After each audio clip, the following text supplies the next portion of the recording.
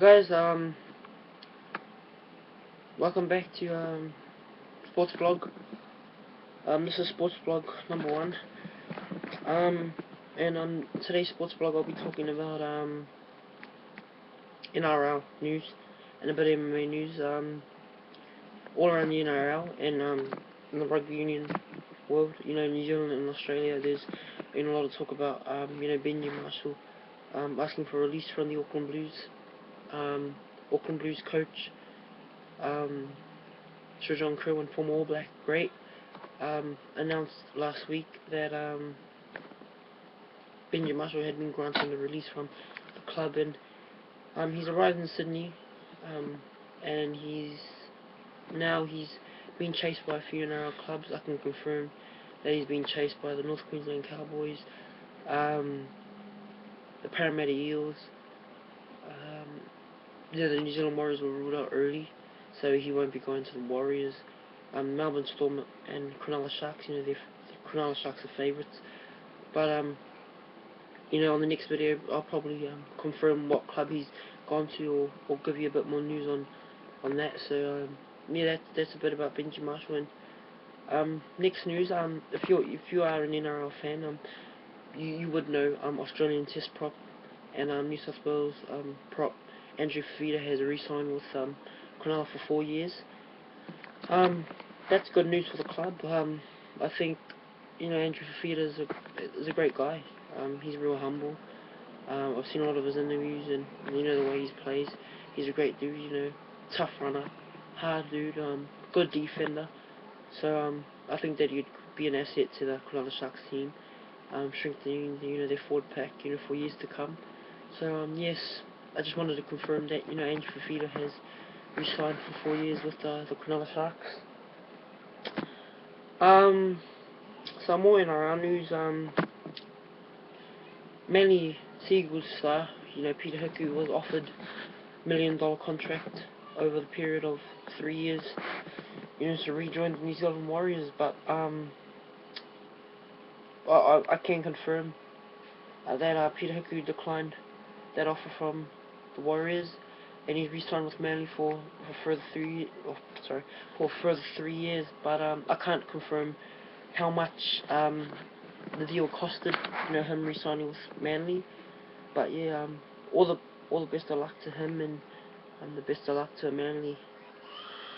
Other signings, that have happened. Glenn Stewart has signed a 2-year deal with the South Sydney Rabbitohs, commencing in 2015. He's been at Manly since 2003 now, so he's been there for a while, 10 years and 11 seasons. So he signed with the Rabbits for 2 years. Ben Teo, there's a lot of sorry about that. There's a lot of talk because South Sydney Rabbitohs second rower Ben Teo is all and Sam Burgess, Sam Burgess is off next year. Obviously signing with in rugby union in England.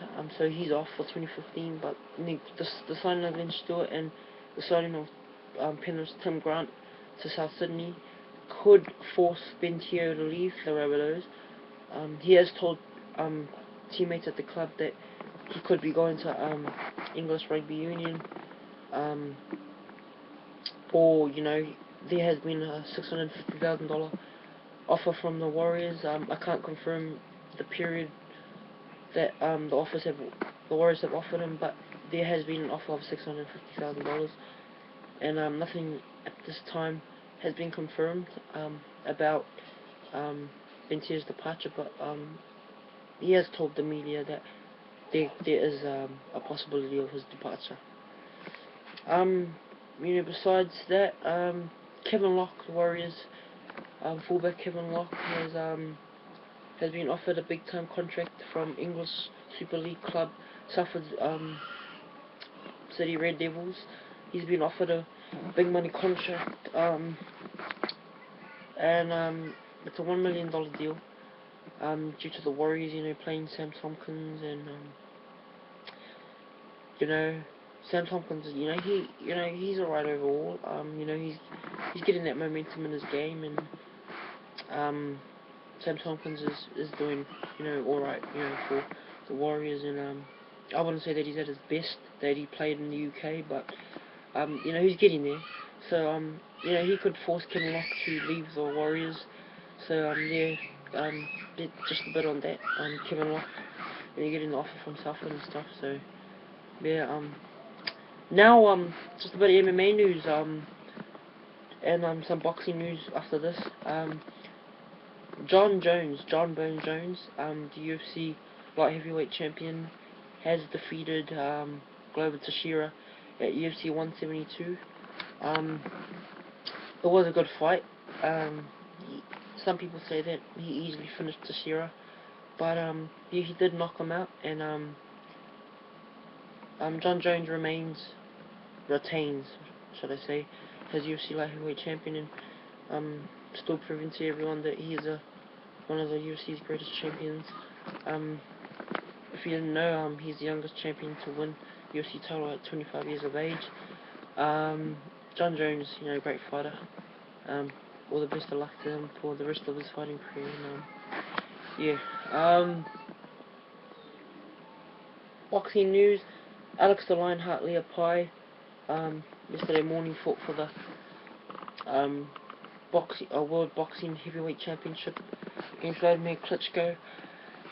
Going into that fight, a lot of people thought, that, people from, with boxing experience thinking that it was possible that Leopai could pull off one of the biggest upsets in boxing history, defeating Klitschko.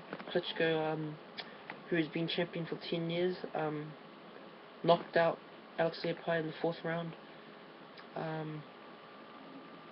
All thoughts with Leopai, but I honestly think that Leopai talked himself up a bit too much.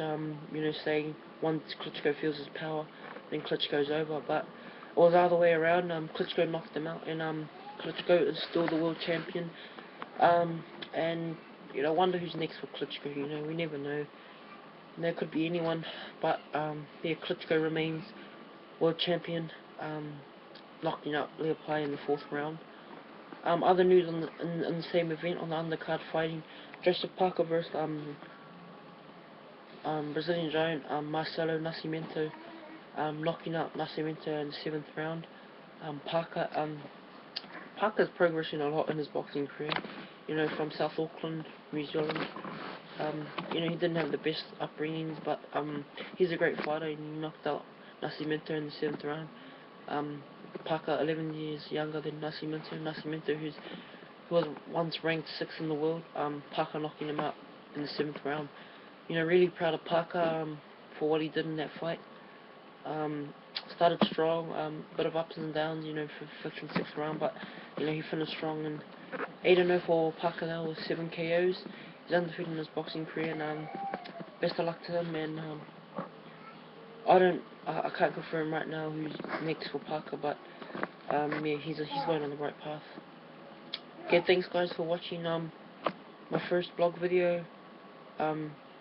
Subscribe, like, and I thank you for watching my video and taking the time to watch my video, and just getting news and stuff from NRL, rugby league, boxing, and MMA and stuff.